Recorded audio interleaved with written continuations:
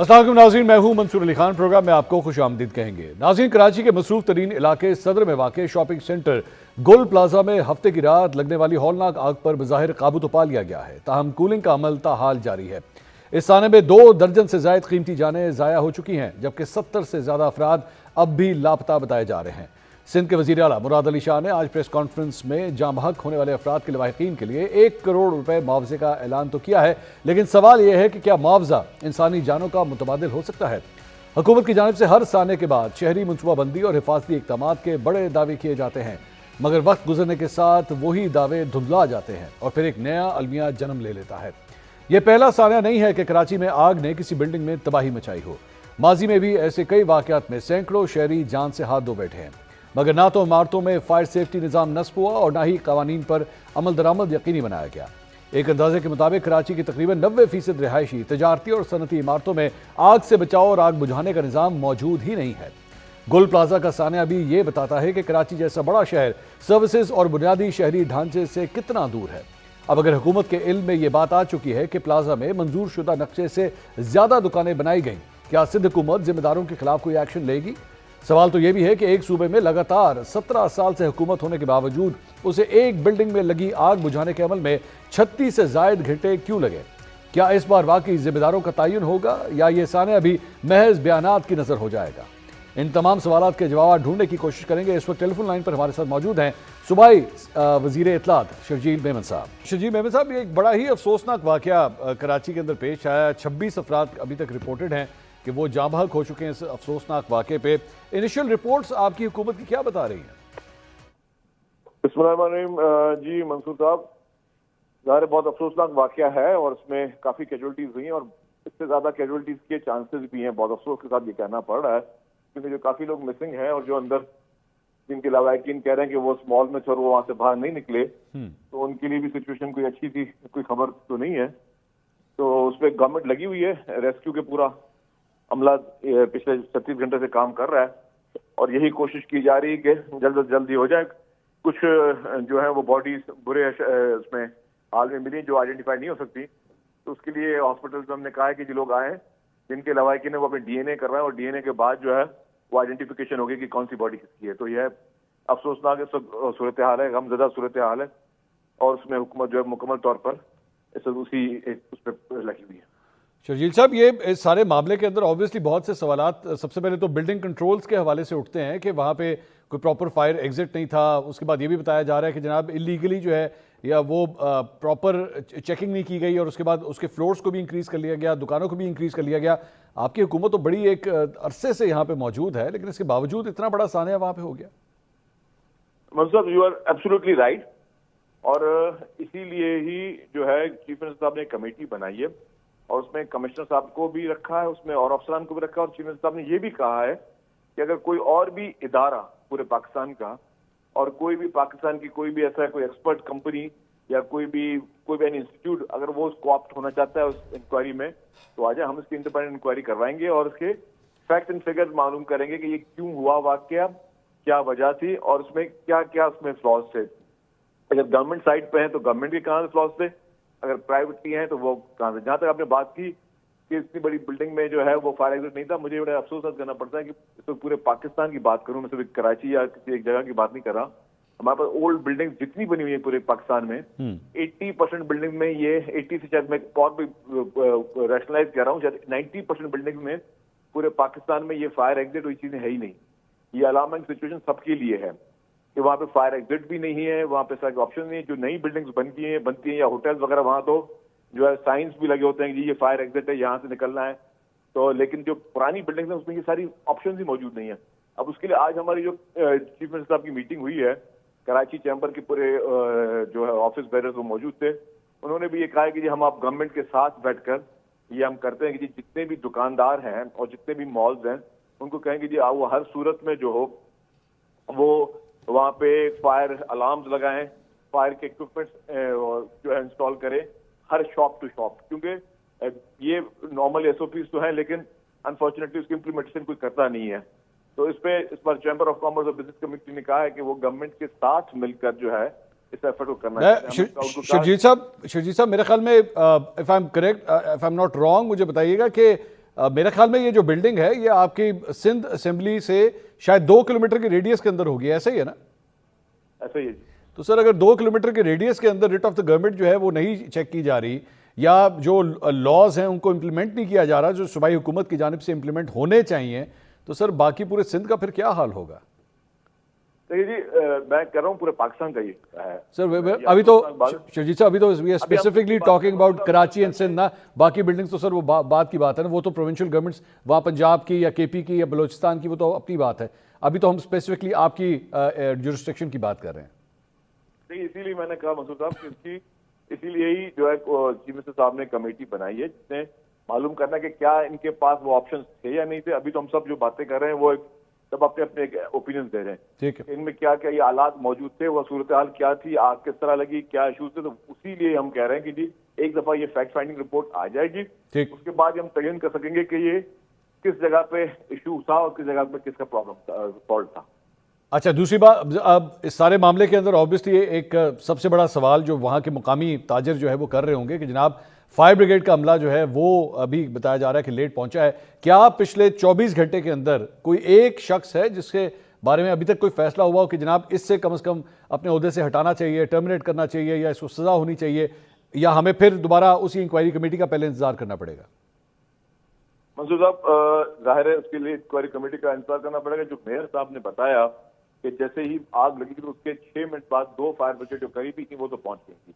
ठीक, हालांकि इसकी डिप्लॉयमेंट फायर ब्रिगेड की नॉर्मली मुख्तलिफ स्टेशन मुख्तलिफ टाउन के हिसाब से होती है, तो वहां से डेफिनेटली आने में टाइम लगता है। लेकिन जो पहली 2 फायर ब्रिगेड थी वो जो मेयर साहब ने बताया आज ब्रीफिंग दी एक मीटिंग में, उसमें उन्होंने 6 मिनट का बताया कि 10:23 पे जो है वो वाकया हुआ है, और या उसमें 10:23 पे फायर ब्रिगेड पहुंच चुकी है, और उससे कोई 7-8 मिनट का या कहीं कोई उन्होंने फर्क बताया कि इस पर फायर ब्रिगेड पहुंच गई थी। लेकिन डेफिनेटली फायर ब्रिगेड पहुंची, उन्होंने काम किया।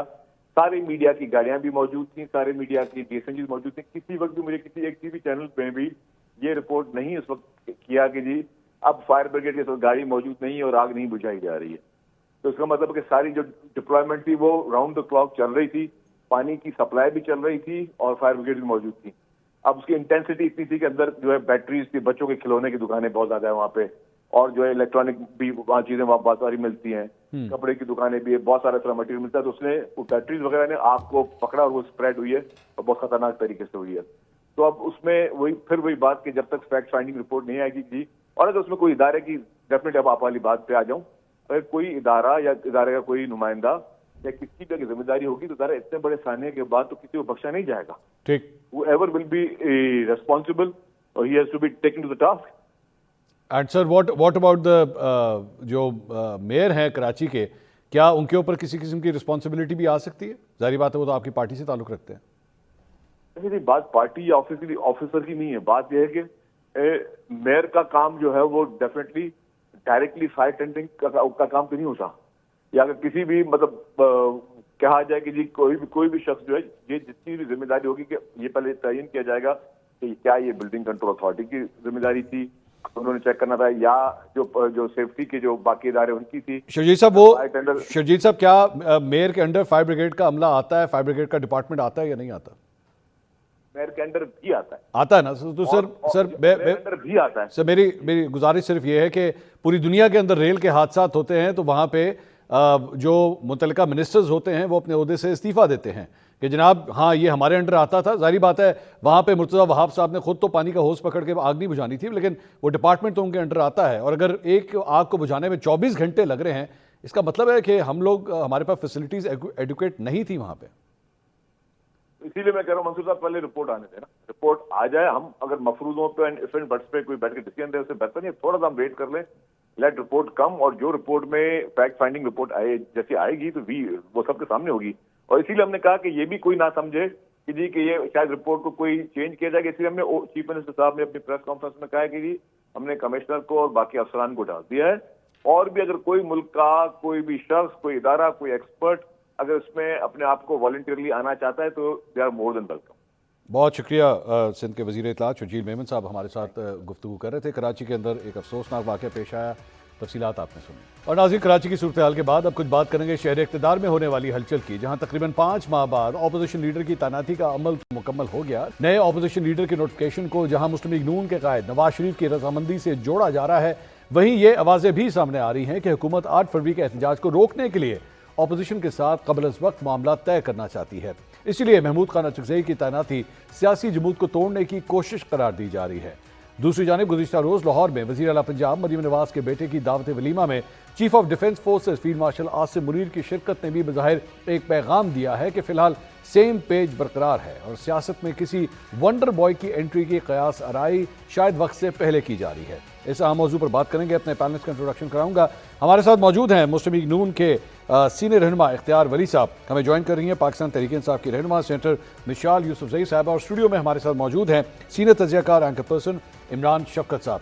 इमरान साहब, सबसे पहले तो जो महमूद खान अचकज़ई साहब की जो अपोजिशन लीडर के हवाले से नोटिफिकेशन हुआ है, इसमें यह भी कहा जा रहा है कि नवाज शरीफ साहब ने कोई किरदार अदा किया है और इसको लिंक किया जा रहा है इस बात के साथ कि 8 फरवरी के जो एहतजाज की कॉल है उसको न्यूट्रलाइज करने की ये कोशिश है कि महमूद खान अचकज़ई साहब जो है वो मामला को तय कर लेंगे।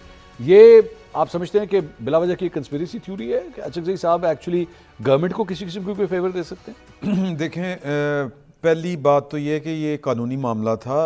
उमर अयूब साहब अपोजिशन लीडर थे, जब वो फारिग हुए, जब उनको सज़ा हुई तो उसके बाद वो अदालत चले गए थे। तो जो स्पीकर साहब हैं, इन्होंने उनका जो मामला था यानी नए अपोजिशन लीडर का, वो रोक लिया कि मामला अदालत में, पता नहीं अदालत क्या फ़ैसला करती और क्या फ़ैसला नहीं। फिर जो जब उन्होंने अपनी दरख्वास्त वापस ली, वापस लेने की बुनियाद के ऊपर वो निपटाई गई दरख्वास्त मुतल्लिका कोर्ट से, तो फिर उसके बाद ये वाला नोटिफिकेशन जारी किया गया। तो पीछे तो एक लीगल रीज़न नज़र आती है, पॉलिटिकल रीज़न्स होंगी, अपनी जगह के ऊपर होंगी, और मामला ये है कि सियासत में यही होता है कि आप बेहतर टाइमिंग के ऊपर जो भी फ़ैसले होते हैं तो उसके ऊपर हर बंदे का अपना एक ख्याल होता है।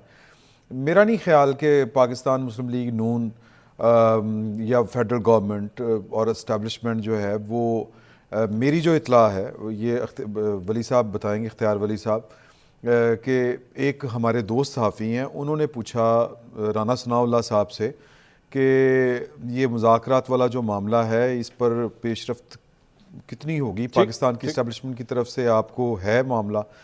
तो उन्होंने कहा कि जी कि इस्टेब्लिशमेंट को छोड़ें, हमें तो नवाज शरीफ साहब जो थे उनको बड़ी मुश्किल से मनाना पड़ा। ठीक, यानी नवाज शरीफ साहब राज़ी नहीं थे क्योंकि वो पाकिस्तान तहरीक इंसाफ के बारे में उनकी अपनी एक असेसमेंट है। ओके, इसी तरह कायरा साहब से मेरे एक और सहाफ़ी दोस्त है, उन्होंने पूछा कि ये आप क्यों नहीं करते मामला, क्या इस्टेब्लिशमेंट रोकती? उन्होंने कहा जी इस्टेब्लिशमेंट को तो कोई किसी किस्म का कोई एतराज़ नहीं है। तो नून लीग की तरफ से उन्होंने बताया कि उनके पास भी कोई इतला होगी कि नवाज शरीफ साहब नहीं मान रहे थे, उनको कायल किया गया, लेकिन आप नतीजा ये देखें कि उधर से इनकार आ जाता है। तो यानी पाकिस्तान की जो ये दो बड़ी पॉलिटिकल पार्टियां हैं, इनको उनके रवैये का अंदाज़ा है कि आगे से क्या होना है। अच्छा, तो ये किसी खुशफहमी में मुझे नहीं लगता कि किसी को भी कोई खुशफहमी होगी कि ये मामला जो हैं वो आगे बढ़ जाएंगे, चल जाएंगे। बाकी जो होता है कि उसके बावजूद मुज़ाकरात की बात करना, मुज़ाकरात की दावत देना, ये सियासी जमातों के पास इसके अलावा और कोई ऑप्शन नहीं होती। ठीक ठीक, लेकिन उनको, मुझे ये लगता है कि जो मैं इन्फॉर्मेशन की बुनियाद के ऊपर आपके साथ बात कर रहा हूँ, कि उनको अंदाज़ा है कि पाकिस्तान तहरीक इंसाफ का रद्द-ए-अमल क्या होगा, जवाब क्या होगा। और वैसे भी इमरान खान साहब तो इनके साथ बात ही नहीं करना चाहते। वो एक दफ़ा नहीं कई दफ़ा ये वाली बात कर चुके हैं हुकूमत के साथ, सियासतदानों के साथ नहीं। लेकिन वो अचकज़ई साहब को तो दिया मैंडेट उन्होंने। अचकज़ई साहब ने अभी तक वैसे क्यों नहीं बात शुरू की?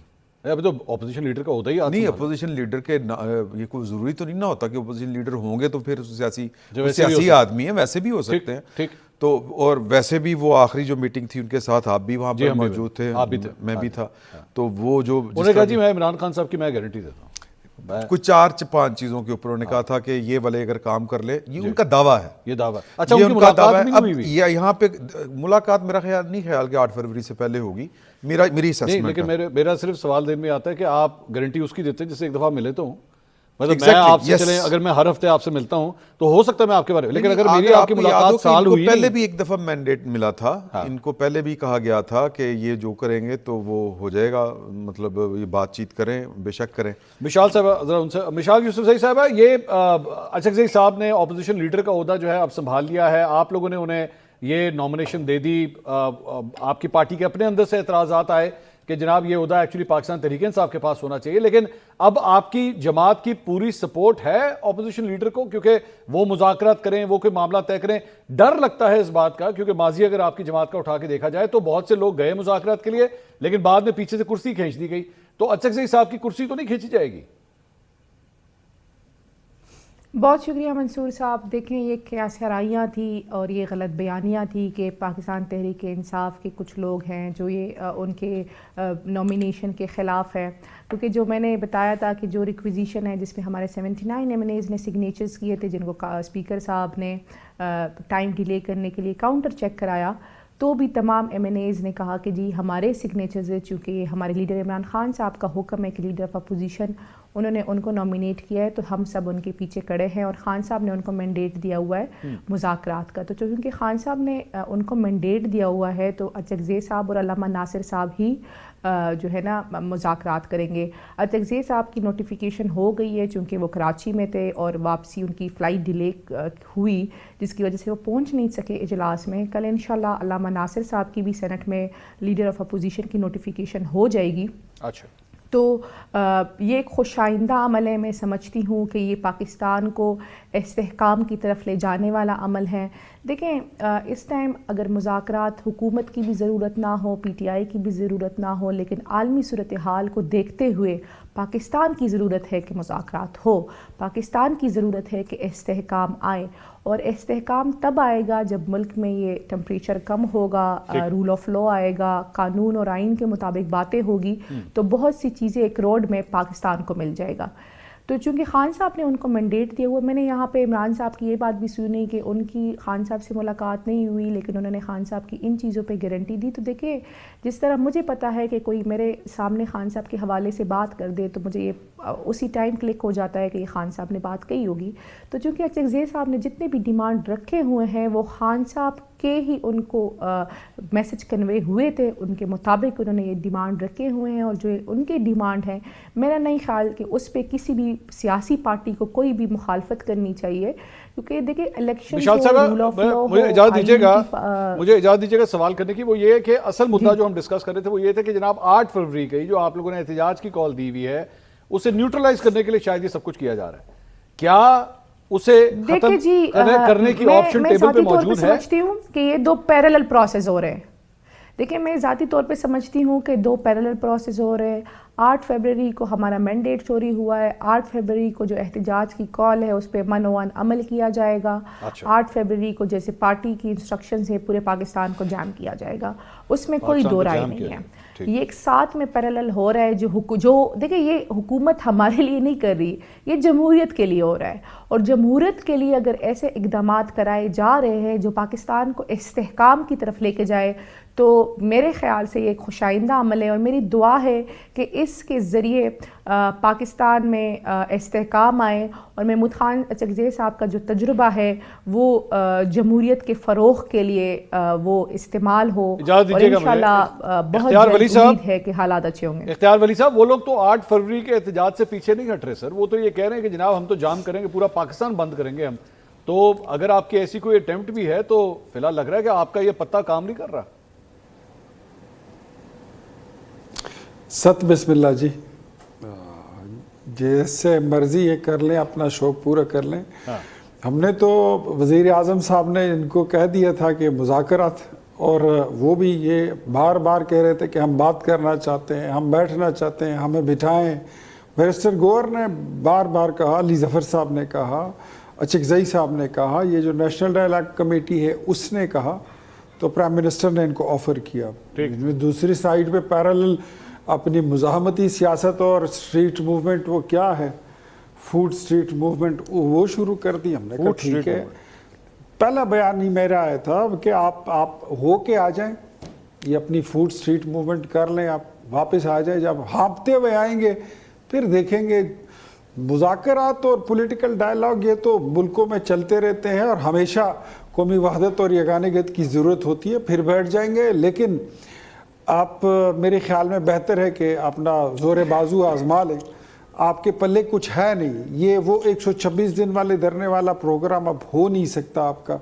वो जो फरमाइशी जलसा हुआ था आपका मज़ार कायद पर और मीनार पाकिस्तान पर 2010 के बाद 11-12 की बातें हैं, वो तो अब प्रोग्राम रहा नहीं। तो अब बेहतर है ज़रा थोड़ा सा घूम फिर के आ जाएं, फिर इंशाल्लाह मुज़ाकरात भी कर लेते हैं। जहाँ तक बात है इसकी मूवमेंट की, तो मैं एक बात आपको बता दूं मंसूर साहब, गवर्नमेंट क्लियर है, मुस्लिम लीग नून भी क्लियर है और हमारे इत्तेहादी भी क्लियर हैं। अगर कोई हड़ताल होगी तो इनके बस में सिर्फ खैबर पख्तूनख्वा है। खैबर पख्तूनख्वा से बाहर ये कुछ भी नहीं कर सकते, एक चिड़िया नहीं फड़फड़ा सकती। सर इख्तियार साहब आपने कराची के अंदर सुहेल आफरीदी साहब का वेलकम देखा था, आपने वहां पे उनका जलसा देखा था, आप सिर्फ उसको समझने खैबर पख्तूनख्वा की हद तक है। एक अच्छा जलसा, कामयाब जलसा किया उन्होंने वहां पे। मंसूर साहब, आप पता नहीं आप मेरे मुंह से क्या निकलवाना चाहते हैं, और आपको भी पता है कि क्या तादाद थी, मुझे भी पता है कि क्या तादाद थी। और आपने माजी में पहिया जाम हड़तालें देखी थी जो पाकिस्तान पीपल्स पार्टी ने की थी, जो मुस्लिम लीग नून ने की थी, जो वकला ने की थी पूरे पाकिस्तान में। वो शटर डाउन जो हुआ था वो उसके लिए कुछ आइडियल तैयारी, कुछ आइडियल तंजीमें, कुछ यकसुई हुआ करती थी। क्या आपको वो सारी चीज़ें आज की तहरीक इंसाफ में नज़र आती हैं? ठीक, मैं तो जब इनको देखता हूँ तो ये तो वहाँ अलीमा खान नज़र आ रही है, वहाँ पे बुशरा बीबी नज़र आ रही है, वहाँ पे कहीं बैरिस्टर गोहर साहब नज़र आ रहे हैं। तो ये तो हर बंदे ने अपनी एक ईंट की मस्जिद बनाई हुई है। अपना प्रोग्राम चला रहे हैं। इख्तियार साहब, जहाँ पे जी आपको जहाँ पे अलीमा खान नजर आ रही है, वहाँ पे मिसाल यूसुफजई नजर आ रही है? बिल्कुल नजर आ रही है, बिल्कुल, बल्कि उनसे आगे खड़ी हुई नजर आ रही है। अच्छा, ये अच्छी बात है, पार्टी की रहनुमा है वो, अच्छी बात है, तो बहुत अच्छी बात। इमरान साहब, ये इसमें कोई शक नहीं। ये जो पोजीशन मैं आपको एक बात बताता हूं, फिर आप ये है मंसूर भाई के तहरीक इंसाफ जो है ना, ये अगर मैं आपके शो के वसातत से ये बात इनको बताना चाहता हूँ, अगर आप खैबर पख्तूनख्वा में आपके पास कल आपके वजीर आला गए थे हरीपुर से एबटाबाद से मानसेरा, जैसे ही वो इंटरचेंज पर उतरे उनका 60 लोगों ने इस्तकबाल किया, कांगड़ा पे उनका 400 लोगों ने इस्तकबाल किया, जहाँ पे जलसा था वहाँ पर टोटल ये 800 लोग हो गए।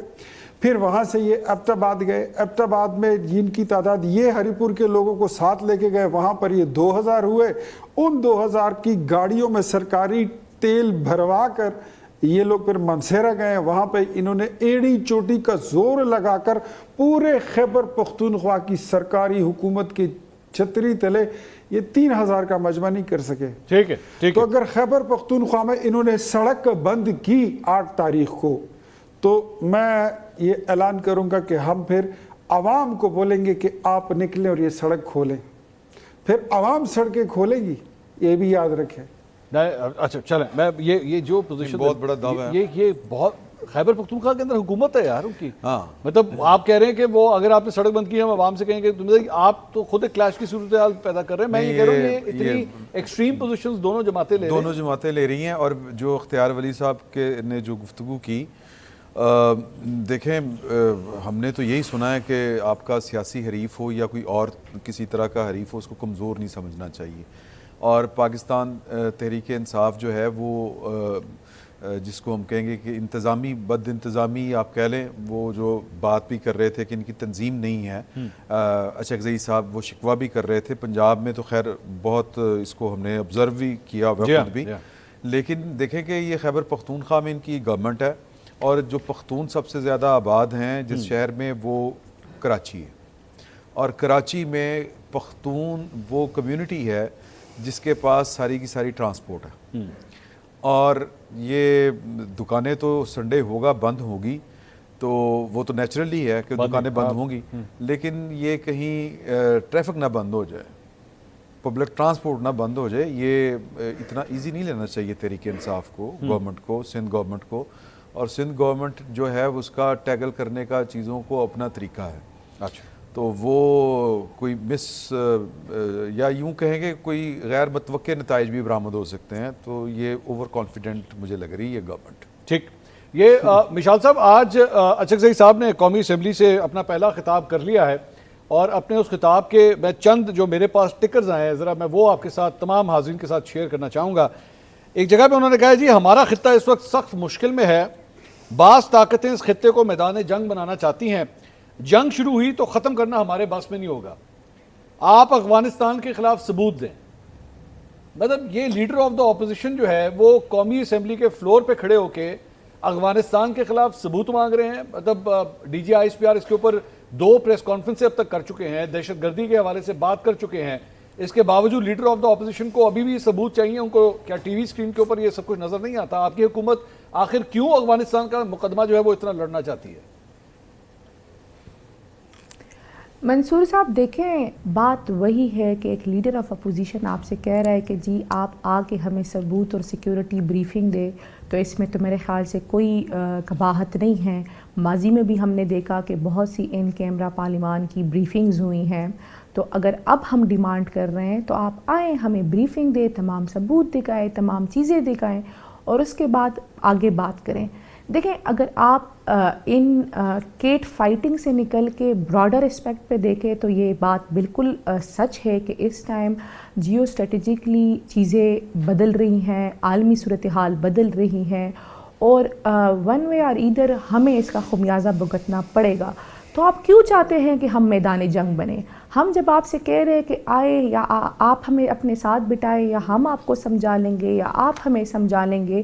40-50 سال افغان پالیسی پہ بات کرتے ہیں, اس کے پازیٹیو دیکھتے ہیں, اس کے نیگیٹو دیکھتے ہیں, اس کے نیگیٹو سے میرا ایک سوال, میں پریزیوم کر رہا ہوں کہ آپ نے وہ پریس کانفرنس دیکھی ہے نا, آپ نے D G I S P R کی پریس کانفرنس دیکھی ہے؟ جی جی دونوں دیکھی ہیں آپ نے؟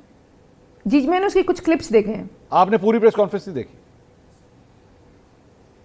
نہیں, میں نے پوری نہیں دیکھی, لیکن میں نے ان کی کچھ کلپس دیکھی. اچھا چلیں, اگر آپ نے وہ کلپس دیکھے, آپ ان کلپس کو دیکھ کے مطمئن نہیں ہوئی ہیں کہ افغانستان سے دہشت گردی ہو رہی ہے, ایسا ہی ہے؟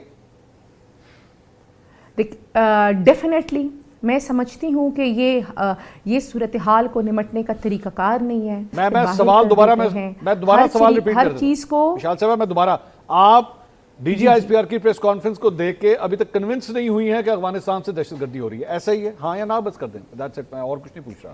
دیکھیں, میں نے آپ کو اس سے زیادہ بولڈ الفاظ میں بتایا کہ ڈیفینیٹلی ہم چاہتے ہیں کہ ہمیں سیکیورٹی بریفنگ دی جائے. چلیں یہ کروا لیتے ہیں, یہ ابھی کروا لیتے ہیں. اختیار ولی صاحب ہمارے ساتھ موجود ہیں, ان سے اختیار صاحب آپ بریفنگ کا انتظام کریں. جناب آپ بریفنگ کا انتظام کریں, ان کو بتائیں. اور بلکہ مشال صاحبہ اگر میری بات پہ اعتراض ہو تو بول دیجیے گا, میرا خیال میں تو اس کو آن کیمرہ دکھائیں کہ پی ٹی آئی کے لوگ جو ہیں یوں کر کے صوبائی گورنمنٹ جو ہے ان کے نمائندے بیٹھے ہوئے ہیں اور ان کو بریفنگ دی جا رہی ہے, تاکہ لوگ بھی دیکھیں, وہ ثبوت لوگوں کو بھی, پبلک بھی دیکھے اور یہ لوگ بھی دیکھیں. اور اس سے یہ تو بہت ہی اچھی بات ہوگی. جی اختیار صاحب بتائیے, آپ کا تعلق بھی خیبر پختونخوا سے, بتائیے.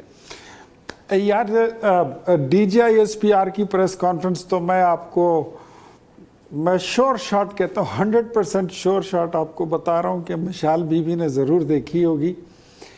ایک طرف انہوں نے پاپ کارن رکھے ہوں گے, دوسری طرف پیپسی رکھا ہوگا, یا پھر یہ جانماز پر بیٹھ کے تسبیح ہاتھ میں لے کے پھیر رہی ہوں گی, یا پھر کمبل اوڑھ کے اختیار ولی صاحب کو کسی فلم کا پروڈیوسر ہونا چاہیے تھا. ضرور دیکھی ہوگی, ضرور دیکھی ہوگی. دیکھیں, میں پریس کانفرنس کے ٹوٹے دیکھے, یہ تو اختیار ولی صاحب میری اتنی ہمت ہے کہ سامنے سے بات کر سکوں. مجھے پتا ہے نا کہ آپ نے دیکھی ہے, یہ پوری دنیا کو معلوم ہے کہ آپ نے دیکھی ہے, لیکن جانے نہ جانے گل ہی نہ جانے باغ تو سارا جانے ہے. اگر اس کا مطلب ہے اختیار صاحب نے تو دیکھی ہے, کیونکہ D G I S P R نے یہ بھی کہا تھا. میں آپ کو ایک بات بتاؤں, اختیار ولی صاحب کی تو جب ساری باتیں میں سن رہی ہوں تو اختیار ولی صاحب جیسے کبھی گھبرائے ہوئے ہوتے, کبھی پریشان ہوتے, ہم ان سے ایک سوال کہتے, یہ پہ دوسرا جواب دیتے, مزہ نہیں آ رہا ان کی باتوں سے. یہ آپ کو مزہ نہ لینا, آپ معلومات لے لیں, جو خبر ہے وہ لے لیں, مزے چھوڑ دیں. میں بتاتا ہوں آپ کو, D G I S P R کی D G I S P R کی جو پریس کانفرنس ہے وہ بالکل کلیئر کٹ ہے, اور ان کی پریس کانفرنس اگر نہ بھی ہو تو خیبر پختونخوا میں جو بندہ گنڈیری بیچتا ہے, جو پکوڑے سموسے بیچتا ہے, جو درزی کا کام کرتا ہے, جو سبزی بیچتا ہے, جو دہقان ہے, جو مزدور ہے, جو کارخانے دار ہے, جو دکاندار ہے, سب کو معلوم ہے. اسکول کے بچوں کو بھی معلوم ہے کہ حالات کیا ہیں. اپنی پارٹی خیبر پختونخوا کی پارٹی ملٹری آپریشنز کے خلاف کیوں ہے اختیار ولی صاحب؟ اگر نہیں آپ کے معلوم لیڈر آف اپوزیشن نے دستخط کیوں کیے پھر امن جرگے پہ؟ آپ کی اپنی پارٹی خلاف ہے سر, کیا باتیں کر رہے ہیں آپ دیکھیں, یہ نہیں, یہ کراس شو مت کریں نا, اپنی باری پہ بات کر لیں. میں آپ کو بتا دیتا ہوں, آپ ویسے گڑبڑ نہ کریں چیزوں کو. آپ کو ویسے لگتا ہے کہ آپ ہی ٹھیک بولتی ہیں, باقی ساری دنیا غلط ہے, ایسا نہیں ہے. باقی دنیا آپ سے زیادہ عقل مند ہے, لیکن آپ کو موقع ذرا جلدی مل گیا اور اچھا مل گیا. آپ کو عدالت میں جو ہے اپنی نصیب کی بات ہے, اختیار ولی صاحب ماں باپ کی دعائیں بھی ہوتی ہیں. ٹھیک ہے, ٹھیک ہے یار. آپ نے لاسٹ ٹائم بھی, آپ دونوں میری بات سنیں, میری بات سنیں, آپ دونوں سے میری ریکویسٹ ہے, آپ دونوں سے ریکویسٹ. اختیار صاحب ایک منٹ, اختیار صاحب ایک منٹ سنیں, اختیار صاحب سنیے. آپ لوگوں نے لاسٹ ٹائم بھی نا بڑے پرسنل قسم کے اٹیکس کر دیے تھے, وہ بھی باتیں بہت زیادہ وائرل ہو گئی تھی. پلیز دھیان سے, میں نے کبھی بھی نہیں کیا. منصور علی خان صاحب تھوڑا ریکارڈ بتا دیں. آپ نے وشال صاحبہ, آپ نے ایک منٹ دونوں سن لیں. وشال صاحبہ آپ نے لاسٹ ٹائم کلیم کیا کہ آپ یونین کی, آپ یونیورسٹی کی یونین کی پریزیڈنٹ تھی. اختیار صاحب نے کہا جی وہاں پہ یونین ہی نہیں ہے. وہ معاملہ ابھی تک چل رہا ہے سوشل میڈیا کے اوپر, میں دیکھ رہا ہوں ہمارے اس پروگرام کا کلپ جو ہے. اختیار ولی صاحب کو اگر میں اپنی یونیورسٹی کا نوٹیفیکیشن اور سرٹیفکیٹ دے دوں تو کیا پھر یہ اپنے پوزیشن سے ریزائن کریں؟ آپ مجھے اس پروگرام کے بعد دے دیں. ہم ایک منٹ اختیار صاحب, ایک منٹ سر, آپ وشال صاحبہ اس پروگرام کے بعد آپ مجھے واٹس ایپ کریں. میں پروگرام میں ابھی چلاؤں گا کہ آپ وہاں کی یونین کی پریزیڈنٹ تھی, بات ہی ختم ہو جائے گی. میں آپ کو بھی بھجوا دیتی ہوں. اپنی کلاس فیلوز ہیں اور کچھ ان کی جو سینئرز تھی انہوں نے بھی مجھے کانٹیکٹ کیا ہے. میں ان کا بھی آپ کو نمبر دے دیتا ہوں, آپ ان سے بھی رابطہ کر لیجئے, جنہوں نے کہا کہ there is no union. یہ خود ساختہ کسی یونین کی جو ہے, یہ صدر بدر رہی ہوگی. چلے پلیز بھجوا دیں اختیار ولی صاحب. آگے چلوں. منصور صاحب, یہ بات یہاں سے خراب ہو جاتی ہے نا کہ یہ اپنی باری میں بھی بول لیتی ہے, اور جب میں بولنے لگتا ہوں عمران صاحب کے پاس جانا سر. میں نے عمران صاحب اس سے نا, تو یہ ٹاک شو جو ہے یہ پھر کراس شو بن جاتا ہے, اس کا مزہ نہیں آتا.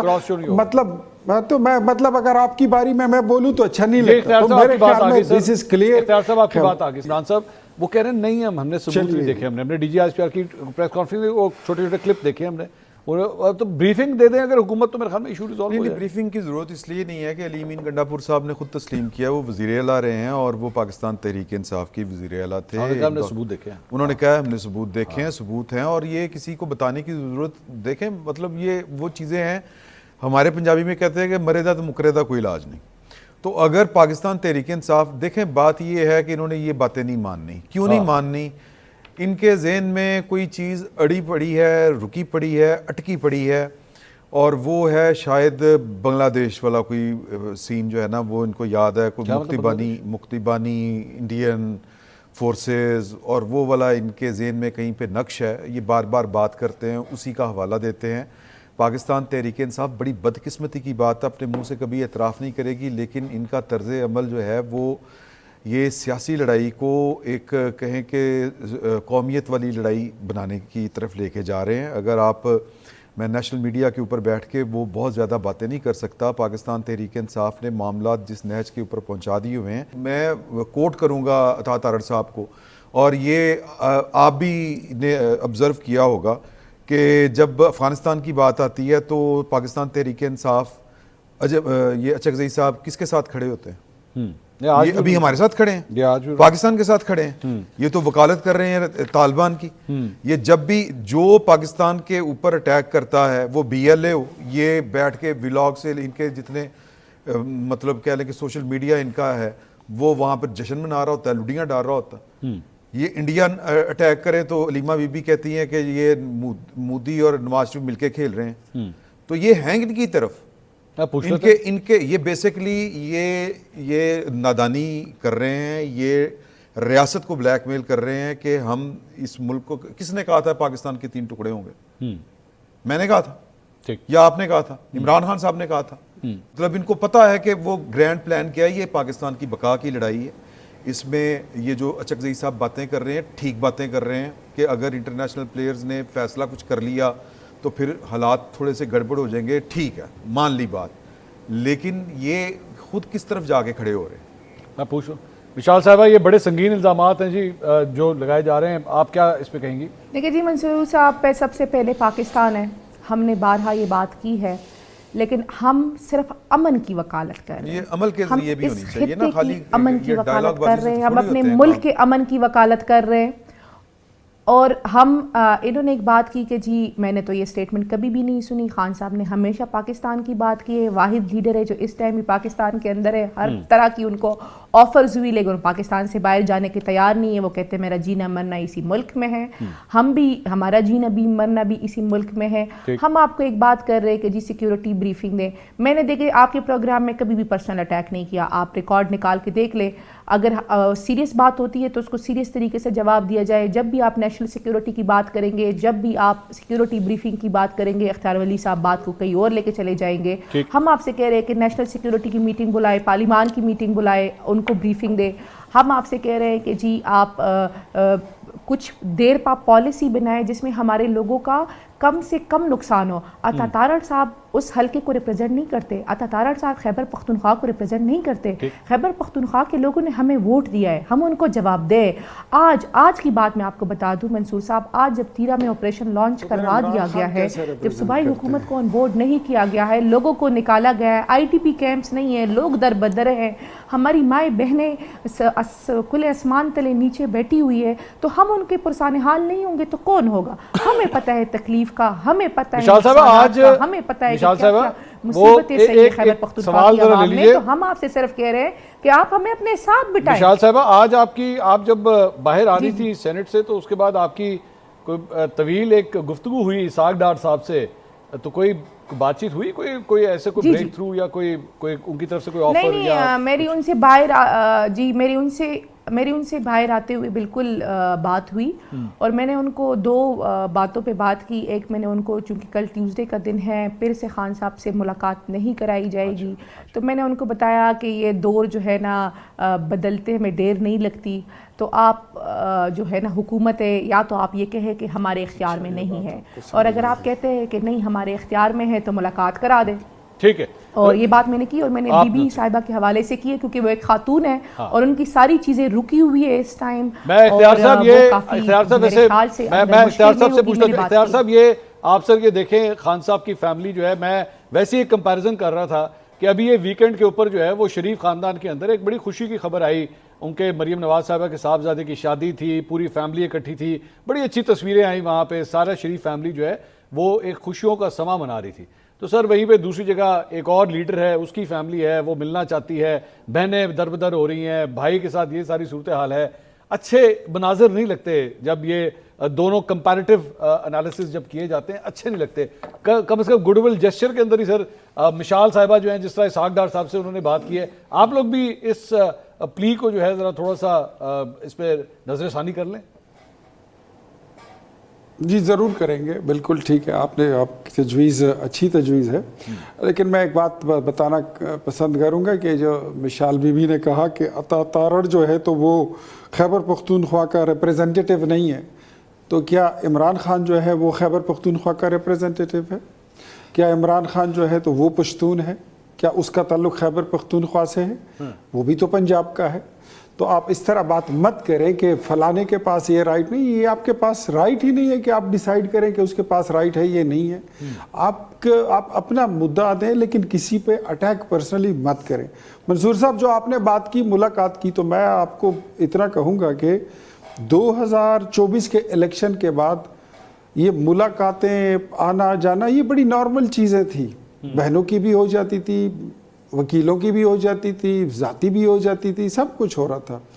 لیکن جب وہاں سے سیاسی ملاقاتیں شروع ہوئی, اس میں سازشیں شروع ہوئی, اس میں شرارتیں شروع ہو گئی, پھر اس کے بعد 26 نومبر بھی آپ نے دیکھا, یہ ان ایزی ملاقاتوں کا اور جیل مینول کو بالائے طاق رکھ کر ان کی ملاقاتیں کرانے کا سارا شاخسانہ تھا.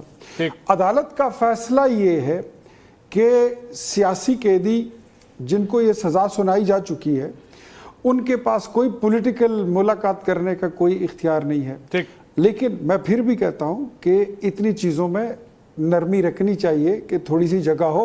اور مجھے خوشی ہوئی جو مشال نے کہا کہ دور بدلتے ہوئے دیر نہیں لگتا, یہی بات ہم آپ کو سمجھاتے تھے. بہت شکریہ, بہت شکریہ اختیار ولی صاحب, مشال یوسفزئی صاحبہ, عمران شفقت صاحب. ناظرین, سیاسی معاملات کے حوالے سے تو ہم نے گفتگو کی, ایک بریک لیں گے, بریک کے بعد کچھ انٹرنیشنل افیئرز کے بارے میں بات کریں گے. ڈونلڈ ٹرمپ جس نے ایک بورڈ بنایا ہے, بورڈ آف پیس جسے نام دیا گیا ہے, اور پاکستان کو بھی اس میں شمولیت کی دعوت دی گئی ہے. کتنا دیرپا ہو سکتا ہے, کتنا اثر و رسوخ ہو سکتا ہے اس کا, کیا پاکستان اس میں شامل ہوگا یا نہیں ہوگا؟ مشاہد حسین سید صاحب سینئر سیاستدان اور تجزیہ کار ہمارے ساتھ موجود ہوں گے, ان سے اس کے اوپر گفتگو کریں گے ایک بریک کے بعد. ہمارے ساتھ رہیے گا. ناظرین, بریک کے بعد ایک بار پھر آپ کو خوش آمدید کہیں گے. امریکی صدر ڈونلڈ ٹرمپ نے غزہ میں امن, استحکام اور تعمیر نو کے نام پر ایک غیر معمولی اقدام اٹھاتے ہوئے بورڈ آف پیس کے قیام کا اعلان کیا ہے, جس کی قیادت وہ خود سنبھالیں گے. یہ بورڈ امریکی صدر ٹرمپ کے 20 نکاتی منصوبے کا حصہ بتایا جا رہا ہے. اس بورڈ میں امریکی وزیر خارجہ مارکو روبیو, سابق برطانوی وزیر اعظم ٹونی بلیئر اور ورلڈ بینک کے سربراہ سمیت کئی عالمی شخصیات شامل ہیں. اس کے علاوہ امریکی صدر نے پاکستان, ترکی, مصر, کینیڈا, جرمنی اور بھارت کو بھی اس بورڈ آف پیس میں شمولیت کی دعوت دی ہے, جبکہ اس بورڈ میں فلسطینی قیادت کی عدم شمولیت نے سنگین سوالات کھڑے کر دیے ہیں. بورڈ آف پیس کی مستقل رکنیت کے لیے $1 ارب کی مجوزہ شراکت کی رپورٹس بھی سامنے آئی ہیں, جسے وائٹ ہاؤس نے فنڈنگ کا ذریعہ بتایا ہے. اسرائیل نے بورڈ کی تشکیل پر اعتراض کیا ہے, جبکہ فلسطینی گروپس اسے اسرائیلی مفادات کا اعلیٰ قرار دیتے ہیں. بظاہر یہ منصوبہ اقوام متحدہ کا متبادل نظر آتا ہے. اب سوال یہ ہے کہ کیا یہ منصوبہ واقعی غزہ میں امن لائے گا یا اقوام متحدہ کے کردار کو پس پش ڈالنے کی ایک اور کوشش ہے؟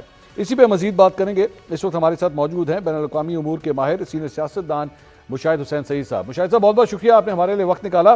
سر, یہ board of peace Donald Trump کی جانب سے, your first thoughts on it. السلام علیکم جی منصور صاحب, اور آپ کے ویوز کو میری طرف سے بڑا السلام علیکم. میں یہ کریڈٹ دوں گا ٹرمپ کو کہ he knows how to make money from everything. Basically وہ بزنس مین ہے, اور ایک انٹرنیشنل این جی او اس نے بنا لی ہے, اور اس نے کہا تا حیات اس کا صدر رہے گا, اور اس میں پورا ایک جمعہ بازار کلیکٹ کر لیا ہے پورے ورلڈ لیڈرز کا, کوئی 60 لیڈرز کا, جیسے آپ نے فرمایا فرام ارجنٹینا ٹو انڈیا. تو بیسکلی یہ یونائٹڈ نیشنز کا کوئی ادارہ متبادل نہیں ہو سکتا. میں سمجھتا ہوں کہ پاکستان کو جو دعوت دی گئی ہے, اگر ہم نے اس میں سوچنا ہے تو 3 کنڈیشنز ہونی چاہیے. نمبر 1, جو 8 مسلمان ممالک ہیں جنہوں نے اوریجنلی سائن آن کیا تھا ٹرمپ پیس پلان پہ, جس میں Turkey, Indonesia, Saudi Arabia, U A E, Jordan, یہ سارے قطر شامل ہیں, ان کے ساتھ مشترکہ فیصلہ ہونا چاہیے. دوسرا, پیلسٹائن سٹیٹ کے اوپر آئی تھنک ان کو سب کو سٹینڈ لینا پڑے گا کہ جی 2027 جو اس کا مینڈیٹ ہے ریزولوشن 2803 کے تحت یونائٹڈ نیشنز کے, اس کے تحت وہ اس کا قیام ہونا چاہیے. اور تیسرا, چونکہ اب مینڈیٹ میں ٹرمپ نے ڈال دیا ہے اس کے چارٹر میں گلوبل کانفلکٹ, غزہ تک محدود نہیں ہے, تو آپ جموں اینڈ کشمیر کے مسئلے کا حل بھی اس میں ڈالیں. تو اگر 3 کنڈیشنز یہ ہوتی ہیں تو پھر ہم سوچ سکتے ہیں کہ اس کی افادیت پاکستان کے قومی مفاد کے لیے ہے.